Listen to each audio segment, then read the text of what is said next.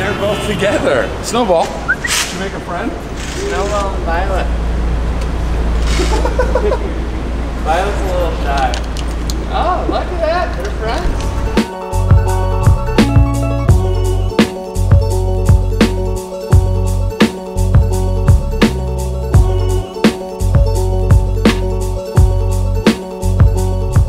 How often, Andy, do you bring Violet to play golf with you? Unfortunately, this country doesn't have that many dog-friendly golf courses. So, yeah. I mean, only a couple times a year. So, in your experience, like Scotland, right? Yeah. I think Colt and I obviously both really enjoyed the, you know, common prevalence of dogs on the course, whether it was players with dogs or just citizens with dogs. Did you notice that a lot? I've never been to Scotland. Okay, so. But. Never mind. How have you never been to Scotland? It's just a gaping hole in my golf resume. I think that there's enough golf right now in the United States that I need to see. Like, I haven't even seen all, like, the courses I want to see around here. Being able to find cool places for the general public to play that don't cost $400 is, like, I think the soul of the game. That's why we're going up here today.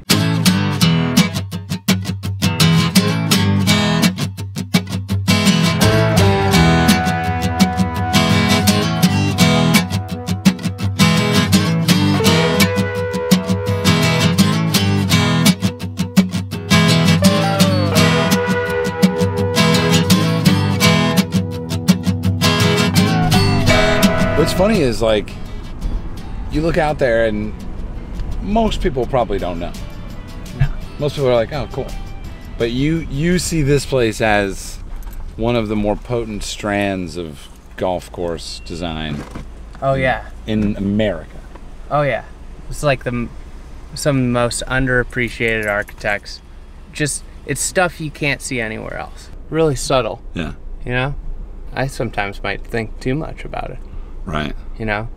Could just, you know, a lot of people, like Alistair McKenzie said about Cypress Point, like, this is just really pretty, so I'm going to put this here. There you go. There we go. Dog and man arrive. Woo. That was not like less than 3 hours. No.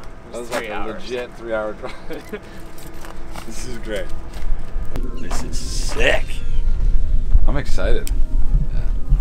You just get the vibe like this place is, feels kind of Scottish, you know what I mean? Yeah.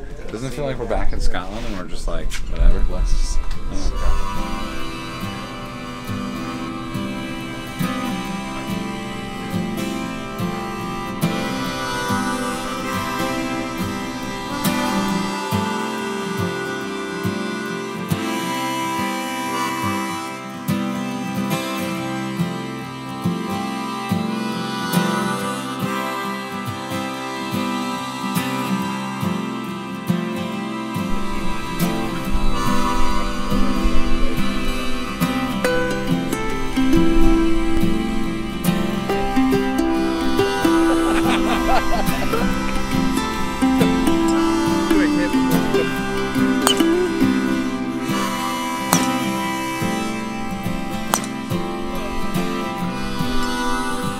First thing one notices upon stepping out on the first fairway of Lawsonia is, Andy? It's just gargantuan. It's a big place. So, you know, these guys just built really big features. Like, you see that first green now up there, and it's got, like, you got this huge cross bunker that cuts in, and green, that left side's like a 30-foot cliff over there that's all man-made. So it's like, this was like a golden age maximalism. Like, these guys were just, they were one of the first ones to use like a steam shovel.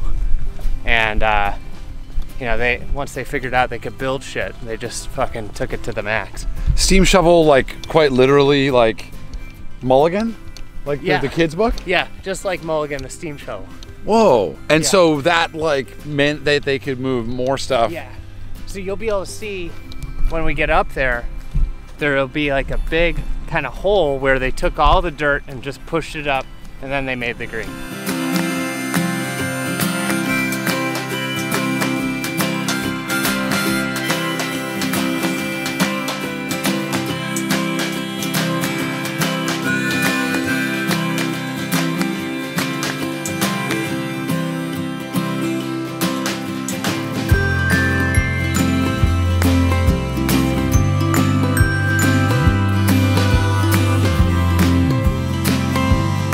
architecturally informed people really like is versatility and intelligence in design. And so intelligence means that it's not designed for one type of player. It's not designed for one type of game. Well, it makes you make decisions. You know, you have to pick the lines that you're going to play on. Right. You know, it doesn't like tell you how to play it. Right. You know, obviously like hitting it straight and far is always good. That's good everywhere, but you know, you got to be in the right spots around these greens or else you're dead if you're on the wrong side of these giant slopes. Like, you know, if you're left of that flag over there, yeah, you're dead. You know, because there's a bunker on the other side. Like, you're going to end up over here every time. So you got to play the right way to play well out here. Like, you could hit it really well out here and play really bad, you know, like from a score standpoint.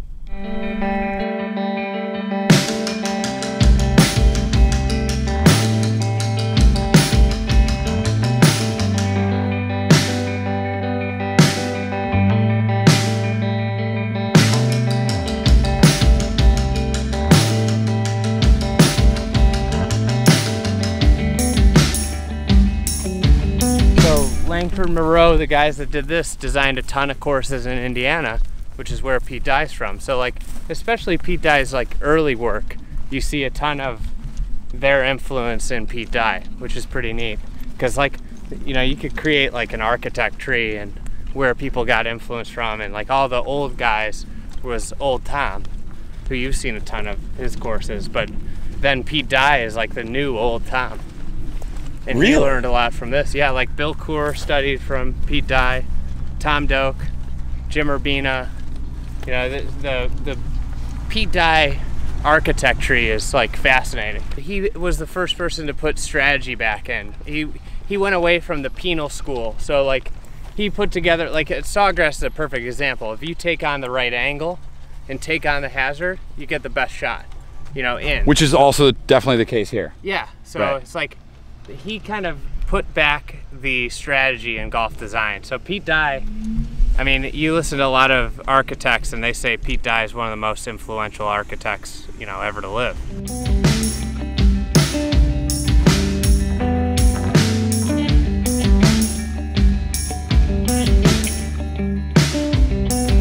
Yeah, one of my favorite parts about golf is, you know, you get paired up with all these interesting people, but also the caddies. There's so many great caddies from all over the world.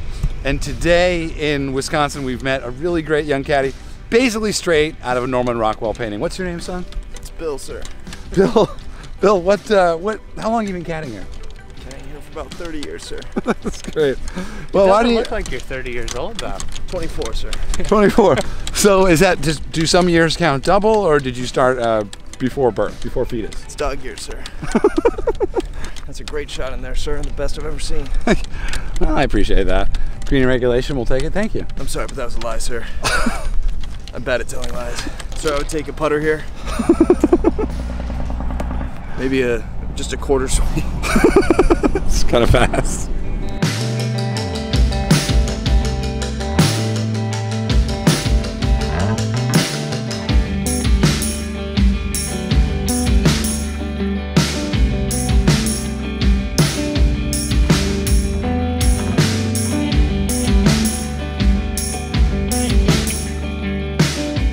What's the one thing about this place that's your favorite? The vibe.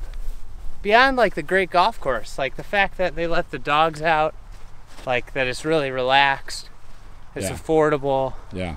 You know, it's not, there's no like, I think you could play golf in jeans if you wanted out here, so. Whoa. Yeah, they aren't like discriminatory against any type of golf. You could get a limo from like the city of Chicago, say it's $1,000 for a day, come up here with 4 buddies.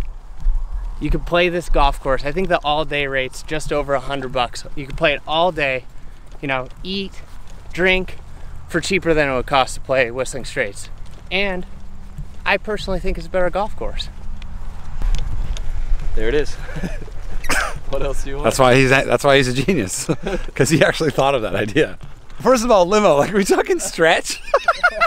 Maybe. Just a different era, man. Colt, do you think of limos? Have you ever been in a limo? I have once. Uber Black Card. To an Eagles concert. How old am I?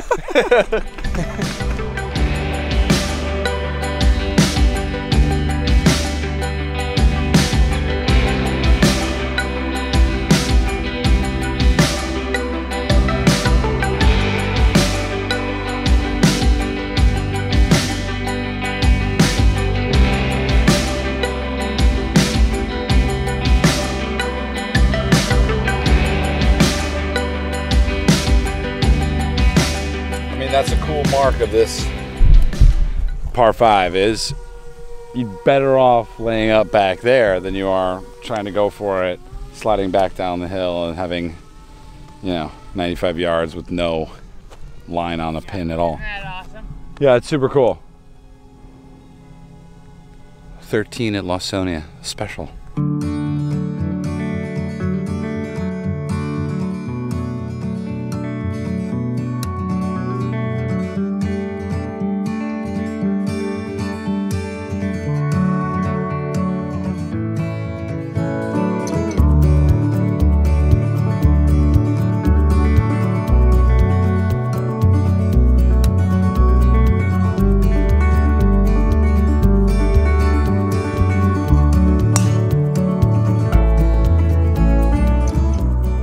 We made it, the last hole.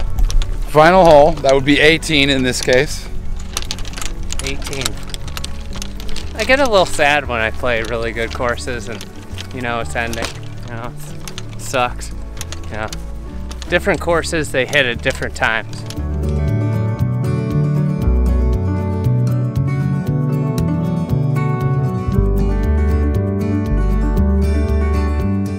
Thank you for having us out, Andy. Oh yeah, it's my club. It's very, you know. Well, good to play with you, as always. Baby. Shake your neck. It's strange. It's got a strangeness to it. Unique. It's unusual. Yeah, it's awesome. There aren't a lot of, you know, verifiable, like, you know, interesting old public courses, I guess. It's sad. It's very sad. This is one of the 3 or 4 best courses in the state of Wisconsin. Maybe Wow. the best, you know? And there's other great golf courses. Yeah, there's a lot of really good courses. I believe Lawsonia, if you're into golf courses, you're into seeing stuff, like, it's a golf course you should see before you die. Because it's unique. It's stuff you can't see anywhere else.